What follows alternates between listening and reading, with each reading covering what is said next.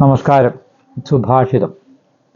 അസഹായ പുമാനേക കാര്യാന്തം നാധിഗച്ഛതി തുഷേണാവി വിനിർമുക്തഃ തണ്ഡുലോ ന പ്രരോഹതി. ഇതിൻ്റെ അർത്ഥം പറയുന്നത്, എപ്രകാരമാണോ ഉമികളഞ്ഞ അരി മുളയ്ക്കാത്തത്, അതുപോലെയാണ് നിസ്സഹായനായ മനുഷ്യൻ ചെയ്യുന്ന കാര്യം ലക്ഷ്യത്തെ പ്രാപിക്കുന്നില്ല.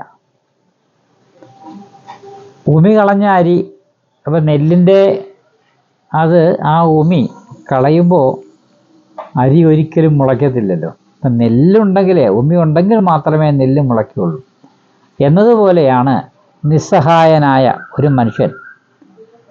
ആ നിസ്സഹായനായ മനുഷ്യൻ ചെയ്യുന്ന ഒരു കാര്യവും ലക്ഷ്യത്തെ പ്രാപിക്കത്തില്ല എന്നിവിടെ സുഭാഷിതം അർത്ഥമാക്കുന്നു. നമസ്തേ.